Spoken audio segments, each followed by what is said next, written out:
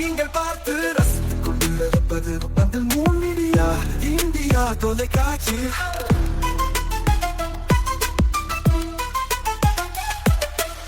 நீங்கள் பார்த்து ரசித்துக் கொண்டிருப்பது உங்கள் மீடியா இந்தியா தொலைக்காட்சி. நீங்கள் பார்த்து ரசித்துக் கொண்டிருப்பது உங்கள் மீடியா இந்தியா தொலைக்காட்சி. நீங்கள் பார்த்து ரசித்துக் கொண்டிருப்பது உங்கள் மீடியா இந்தியா தொலைக்காட்சி.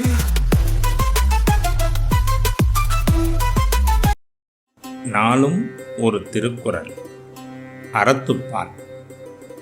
செய்நன்றி அறிதல். செய்யாமல் செய்த உதவிக்கு வையகமும் வானகமும் ஆற்றல் அரிது.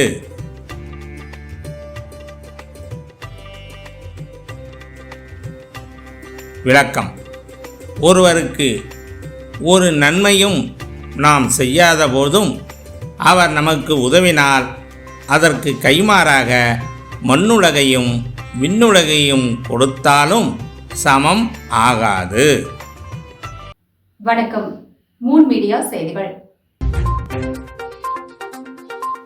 தாவேகாவிற்கு விசில் சின்னம். புதுச்சேரியில் விசில் ஊதி கொண்டாடிய தாவேகாவினர்.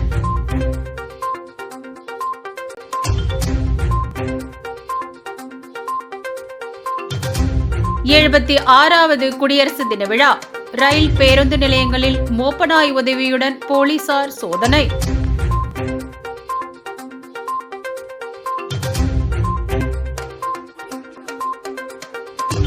தென்கலை ஸ்ரீனிவாச பெருமாள் கோவில் தேரோட்டம். ஏராளமான பக்தர்கள் பங்கேற்று வடம் பிடித்தனர். இனி விரிவான செய்திகள். தமிழக வெற்றிக் கழகத்திற்கு விசில் சின்னம் ஒதுக்கப்பட்டுள்ளதையொட்டி புதுச்சேரியில் தாவேகா தொண்டர்கள் பொதுமக்களுக்கு விசில் வழங்கி கொண்டாட்டத்தில் ஈடுபட்டனர். வரும் சட்டமன்ற தேர்தலில் விஜயின் தமிழக வெற்றிக் கழகத்திற்கு இந்திய தேர்தல் ஆணையம் விசில் சின்னம் ஒதுக்கியுள்ளது. இந்நிலையில் விசில் சின்னம் ஒதுக்கப்பட்டதற்கு புதுச்சேரியில் தாவேகா தொண்டர்கள் உற்சாக கொண்டாட்டத்தில் ஈடுபட்டனர். அண்ணா சிலை அருகிலும் உழவர் சந்தை பகுதியிலும் பொதுமக்கள், வாகன ஓட்டிகள் மற்றும் சாலையோர வியாபாரிகளுக்கு விசில்கள் வழங்கி இனிப்புகள் கொடுத்து மகிழ்ச்சியை வெளிப்படுத்தினர்.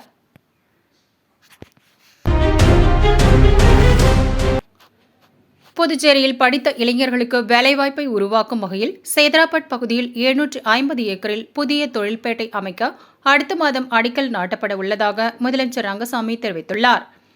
புதுச்சேரி ஸ்மார்ட் சிட்டி திட்டத்தின் கீழ் லாஸ்பேட்டை தொகுதியில் சலவையாளர் நகரில் 2 கோடி ரூபாய் செலவில் 25 புதிய துணி சேமிப்பு அறைகள், 5 பழைய துணி சேமிப்பு அறைகள், 1614 சதுரடி பரப்பளவில் புதிய துணிகள் உலர்த்தும் கூடம், 81 துணி உலர்த்தும் கம்பங்கள், முழுமையான புதைவடை மின்சார வசதி மற்றும் உள்பாதைகள் என அதிநவீன முறையில் கட்டி முடிக்கப்பட்டது.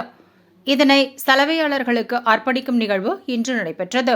தொகுதியின் சட்டமன்ற உறுப்பினர் வைத்தியநாதன் தலைமையில் நடைபெற்ற நிகழ்வில் சிறப்பு விருந்தினர்களாக கலந்து கொண்ட முதலமைச்சர் ரங்கசாமி சலவைத்துறையை திறந்து வைத்தார். விழாவில் பேசிய முதலமைச்சர் ரங்கசாமி, கடந்த ஆட்சியில் முதியோர் பென்ஷன் 5 ரூபாய் கூட உயர்த்தி வழங்க முடியவில்லை. ஆனால் என்ஆர் காங்கிரஸ் அரசு அமைந்தவுடன் 500 ரூபாய் பென்ஷன் உயர்த்தி வழங்கப்பட்டுள்ளது. அது மட்டுமல்லாமல் 36,000 விண்ணப்பங்கள் புதிதாக கொடுக்கப்பட்டு பென்ஷன் வழங்கப்பட்டு வருகிறது. மேலும் 4,000 பேருக்கு வழங்கப்பட உள்ளது என்று தெரிவித்துள்ளார். 1000 ரூபாய் மகளிர் உதவித்தொகை வழங்கப்பட்டது. அந்த தொகை 2,500 ரூபாயாக உயர்த்தப்பட்டுள்ளது. உயர்த்தப்பட்ட தொகை அடுத்த மாதம் 7ஆம் தேதி முதல் வழங்கப்பட உள்ளது என்றும் தெரிவித்துள்ளார். அரசு துறைகளில் காலியாக உள்ள பணியிடங்கள் நிரப்பப்பட்டு வருகின்றன. அந்த வகையில் கல்வித்துறையில் காலியாக உள்ள 190 காலி பணியிடங்களையும் நிரப்ப நடவடிக்கைகள் மேற்கொள்ளப்பட்டு வருவதாக தெரிவித்த முதலமைச்சர் ரங்கசாமி, அடுத்த மாதம் எல்டிசி மற்றும் யூடிசி காலி பணியிடங்கள் நிரப்பப்பட உள்ளது என்றும் கூறினார். சேதராப்பட் பகுதியில் ஐடி பார்க் அமைப்பதற்கான 750 ஏக்கர் நிலம் கையகப்படுத்தப்பட்டுள்ளது. அதில் உள்ள நடைமுறை சிக்கல்கள் தீர்க்கப்பட்டு அடுத்த மாதம் புதிய தொழில்பேட்டை அமைப்பதற்கு அடிக்கல் நாட்டப்பட உள்ளது என்றும் தெரிவித்துள்ளார். ஆளும் கட்சி, எதிர்க்கட்சி, சட்டமன்ற உறுப்பினர்கள் என்ற எந்த பாகுபாடும் இல்லாமல் அனைத்து தொகுதிகளுக்கும் தேவையான நிதிகள் ஒதுக்கப்பட்டு மேம்பாட்டு பணிகள் செய்யப்பட்டு வருகின்றது என்றும், இந்த அரசானது மத்திய அரசு உதவியோடு பல்வேறு திட்டப் பணிகளையும் செய்து வருவதாகவும் குறிப்பிட்டுள்ளார். மேலும் அடுத்த மாதம் இறுதியில் பிரதமர் நரேந்திர மோடி புதுச்சேரி வரும்பொழுது பல்வேறு நலத்திட்டங்களுக்கு அடிக்கல் நாட்டப்பட உள்ளதாகவும் அவர் தெரிவித்துள்ளார். விழாவில் சபாநாயகர் செல்வம், ராஜ்யசபா உறுப்பினர் செல்வ கணபதி, MP உள்ளிட்ட அரசு துறை அதிகாரிகள், பொதுமக்கள் என அனைவரும் திரளாக கலந்து கொண்டனர்.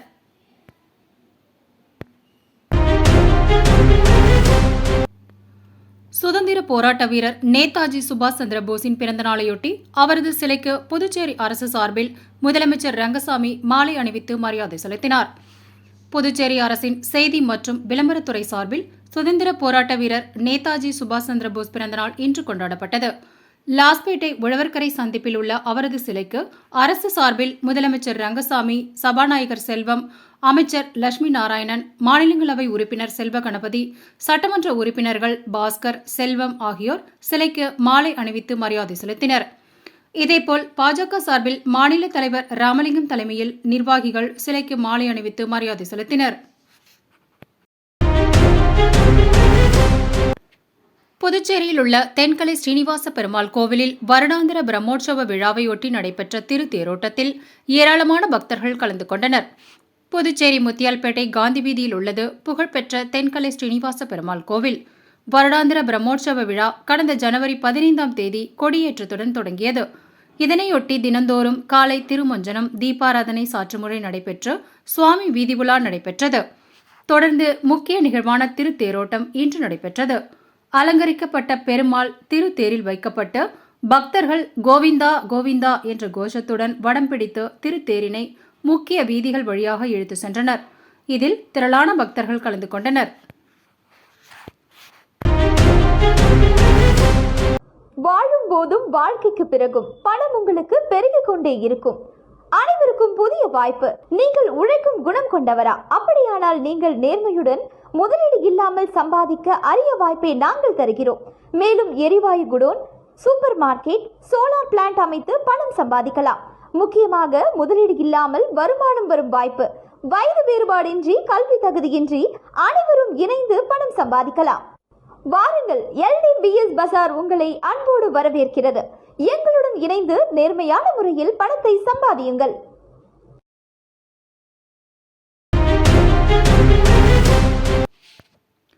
தமிழகத்தில் விவசாயிகள் மீதான காவல் அராஜகம் ஜனநாயக நம்பிக்கையை சிதைக்கும் ஆபத்தான போக்கு எனவும் தமிழக அரசும் இந்திய அரசும் இதன் மீது நடவடிக்கை எடுக்க வேண்டும் என இந்திய ஊழல் எதிர்ப்பு இயக்கம் வலியுறுத்தியுள்ளது. தமிழகத்தில் விவசாயிகள் மேற்கொள்ளும் நியாயமான போராட்டங்களை குற்றமாக மாற்றி அவர்கள் மீது தொடர்ச்சியாக கிரிமினல் வழக்குகள் பதிவு செய்வதும், இரவு நேரங்களில் சட்டவிரோத கைது நடவடிக்கைகள் மேற்கொள்வதும், குண்டர் சட்டத்தை துஷ்பிரயோகம் செய்வதும் அதிகரித்து வருகிறது. இவ்வகை செயல்பாடுகள் தமிழகத்தில் ஜனநாயகத்தின் மீது மக்கள் வைத்திருக்கும் நம்பிக்கையை தீவிரமாக குலைக்கும் சூழ்நிலையை உருவாக்கியுள்ளது. தமிழக விவசாயிகள் பாதுகாப்பு சங்கத்தின் நிறுவனர் ஈசன் முருகசாமி, கறிக்கோழி விவசாயிகளுக்கு கிலோ ஒன்றிற்கு குறைந்தபட்சம் ₹20 விலை கிடைக்க வேண்டும் என்ற நியாயமான கோரிக்கையை முன்வைத்து அமைதியான போராட்ட நடவடிக்கைகளை முன்னெடுத்தவர். ஆனால் அவர் போராட்டத்தில் இல்லாத இடங்களில் நடந்த சம்பவங்களுக்கே அவரை தொடர்புபடுத்தி 7 கிரிமினல் வழக்குகள் பதிவு செய்யப்பட்டுள்ளன.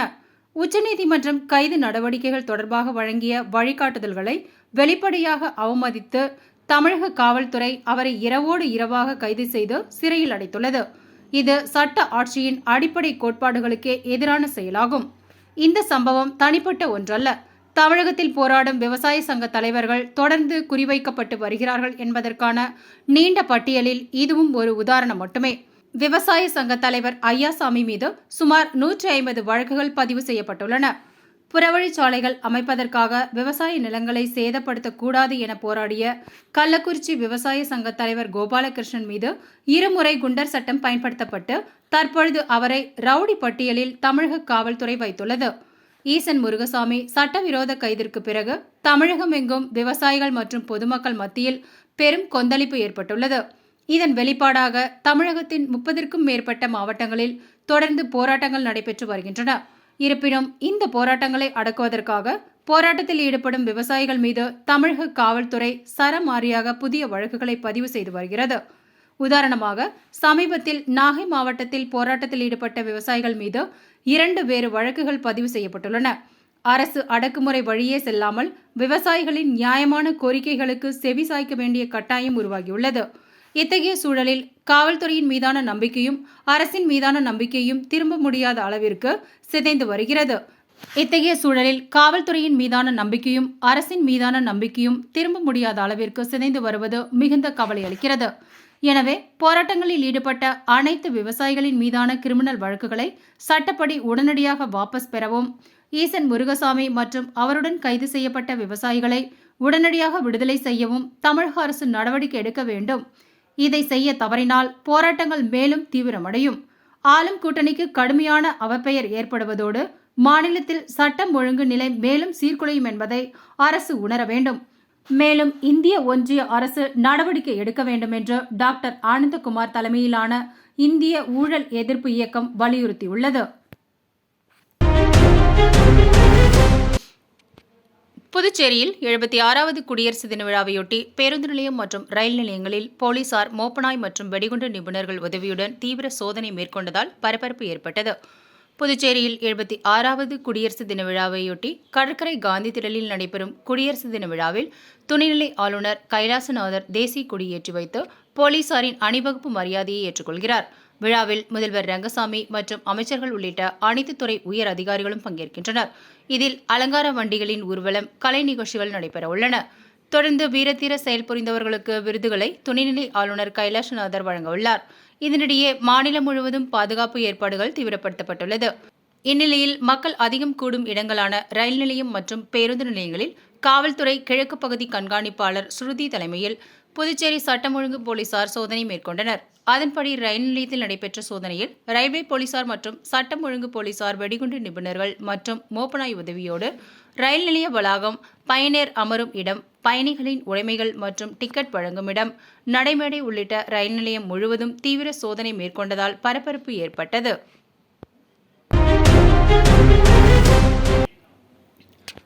புதுச்சேரி வக்பு வாரியத்திற்கு சொந்தமான இடத்தில் அரசு சார்பில் அடுக்குமாடி குடியிருப்பு கட்டவுள்ளதால் தேவைப்படும் ஏழை எளிய முஸ்லிம் மக்கள் இன்று முதல் வருகிற 31ஆம் தேதி வரை விண்ணப்பிக்க வேண்டும் என்று தர்கா நிர்வாகம் சார்பில் கேட்டுக் கொண்டுள்ளது.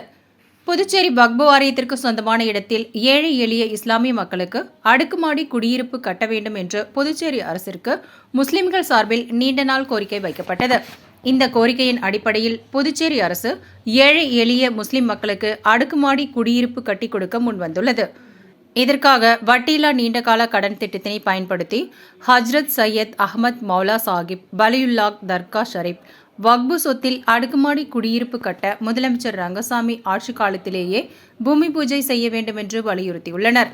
இந்நிலையில் அடுக்குமாடி குடியிருப்பு கட்டுவதற்கான விண்ணப்ப விநியோகம் இன்று தொடங்கப்பட்டது. இதற்காக தர்காவில் நிர்வாகிகள் தர்காவில் விண்ணப்பத்தை வைத்து சிறப்பு வழிபாடு நடத்தினர். தொடர்ந்து செய்தியாளர்களை சந்தித்த தர்கா நிர்வாகிகள் அடுக்குமாடி குடியிருப்பு தேவைப்படும் புதுச்சேரியில் வசிக்கும் வறுமை கோட்டிற்கு கீழ் வாழும் ஏழை முஸ்லிம் சமுதாய மக்கள் இன்று முதல் வருகிற 31ஆம் தேதிக்குள் விண்ணப்பிக்குமாறு கேட்டுக் கொண்டுள்ளனர். மேலும் விண்ணப்பிக்க விரும்புவோர் குடும்ப உறுப்பினர்கள் ஒவ்வொருவரின் ஆதார் நகல், குடும்ப அட்டை நகல் மற்றும் குடும்ப உறுப்பினர்கள் ஒவ்வொருவரின் பாஸ்போர்ட் அளவு புகைப்படம் ஆகியவற்றை இணைத்து விண்ணப்பிக்க வேண்டும். வாழும் போதும் வாழ்க்கைக்கு பிறகும் பணம் உங்களுக்கு பெருகிக் கொண்டே இருக்கும். அனைவருக்கும் புதிய வாய்ப்பு. நீங்கள் உழைக்கும் குணம் கொண்டவரா? அப்படியானால் நீங்கள் நேர்மையுடன் முதலீடு இல்லாமல் சம்பாதிக்க அரிய வாய்ப்பை நாங்கள் தருகிறோம். மேலும் எரிவாயு godown, super market, solar plant அமைத்து பணம் சம்பாதிக்கலாம். முக்கியமாக முதலீடு இல்லாமல் வருமானம் வரும் வாய்ப்பு. வயது வேறுபாடின்றி, கல்வி தகுதியின்றி அனைவரும் இணைந்து பணம் சம்பாதிக்கலாம். வாருங்கள், LDBS பஜார் உங்களை அன்போடு வரவேற்கிறது. எங்களுடன் இணைந்து நேர்மையான முறையில் பணத்தை சம்பாதியுங்கள்.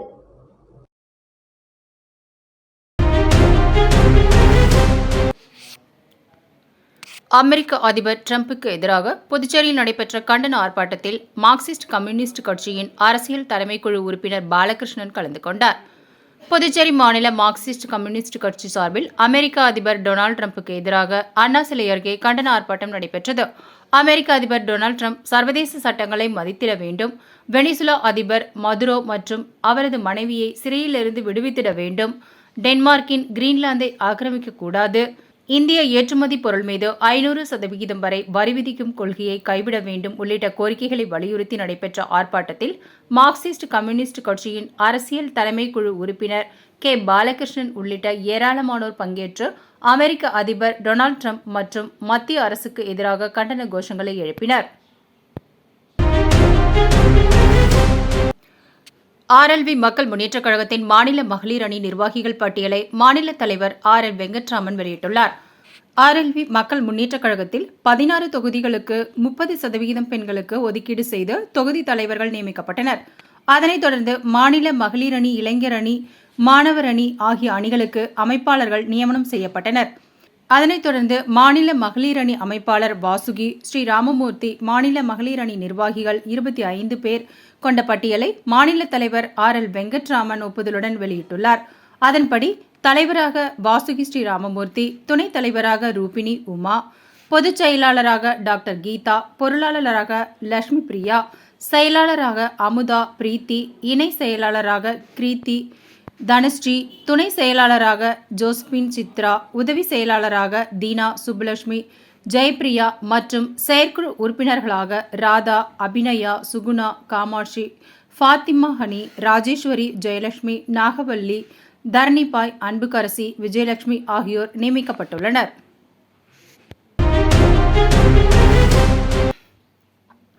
புதுச்சேரி அரியாங்குப்பம் தொகுதிக்குட்பட்ட 5 இடங்களில் புதிய குடிநீர் சுத்திகரிப்பு நிலையம் அமைப்பதற்கான பூமி பூஜை போடப்பட்டது. புதுச்சேரி மாநிலம் நகரப் பகுதிகளில் குடிநீரில் அதிக உவர்ப்புத்தன்மை உள்ள இடங்களில் புதிய குடிநீர் சுத்திகரிப்பு மற்றும் வழங்கும் நிலையங்கள் அமைக்க மத்திய அரசின் சாக்சி திட்டத்தின் கீழ் ரூபாய் 7.20 கோடி அரசாணை பெறப்பட்டுள்ளது. இத்திட்டத்தின் கீழ் அரியாங்குப்பம் சட்டமன்ற தொகுதிக்குட்பட்ட முருங்கப்பாக்கம், ஓல்டு ஓகஸ்டி வளாகம், முருங்கப்பாக்கம் பேட், தேங்காய் திட்டு மேட்டுத்தெரு, முருங்கப்பாக்கம் கலை மற்றும் கைவினை கிராமம், முருங்கப்பாக்கம் அரசு ஆரம்ப சுகாதார நிலையம் ஆகிய 5 இடங்களில் புதிய குடிநீர் சுத்திகரிப்பு நிலையம் சுமார் ரூபாய் 55 லட்சம் செலவில் அமைக்கப்பட உள்ளது. இதன் மூலம் மேற்குறிப்பிட்ட பகுதிகள் மற்றும் அதனை சுற்றியுள்ள இடங்களில் உள்ள பொதுமக்கள் பயனடைவார்கள்.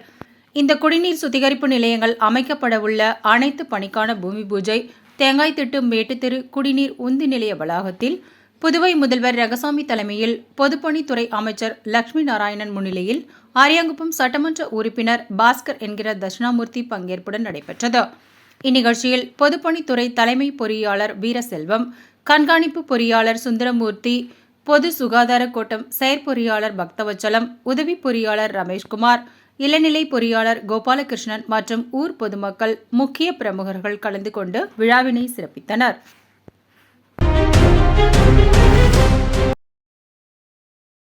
புதுச்சேரி அரசு மகளிர் மற்றும் குழந்தைகள் மேம்பாட்டுத்துறை சார்பில் புதுவையை சேர்ந்த முதியோர், விதவை, கணவரால் கைவிடப்பட்டவர், முதிர்கன்னிகள் ஆகியோருக்கு உதவித்தொகை வழங்கும் விழா ஈசிஆரில் அமைந்துள்ள புதுவை பாராளுமன்ற மாநிலங்களவை உறுப்பினர் அலுவலகத்தில் நடைபெற்றது. இந்த விழாவில் புதுச்சேரி பாராளுமன்ற மாநிலங்களவை உறுப்பினர் செல்வ கணபதி, MP பாரதிய ஜனதா கட்சியின் அனைத்து மண்டல தலைவர்கள், பொறுப்பாளர்கள், மகளிர் மற்றும் குழந்தைகள் மேம்பாட்டுத்துறையின் உதவி இயக்குநர் பாலமுருகன் முன்னிலையில் புதுவையை சேர்ந்த 40 முதியோர், 6 விதவை, 3 கணவரால் கைவிடப்பட்டவர்கள் ஆக மொத்தம் 49 பேருக்கு மாதாந்திர உதவித்தொகை வழங்கினர். இவ்விழாவில் புதுச்சேரி அரசு மகளிர் மற்றும் குழந்தைகள் மேம்பாட்டுத்துறை அதிகாரிகள், அலுவலக ஊழியர்கள், கட்சியின் நிர்வாகிகள் மற்றும் ஊர் பொதுமக்கள் திரளாக கலந்து கொண்டனர். மீண்டும் இன்றைய தலைப்புச் செய்திகள். தாவேகாவிற்கு விசில் சின்னம். புதுச்சேரியில் விசில் ஊதி கொண்டாடிய தாவேகாவினர்.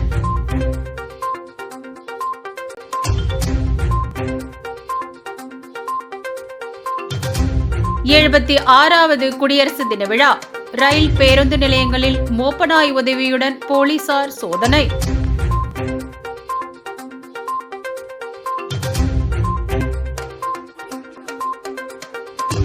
தென்கலை ஸ்ரீனிவாச பெருமாள் கோவில் தேரோட்டம். ஏராளமான பக்தர்கள் பங்கேற்று வடம் பிடித்தனர்.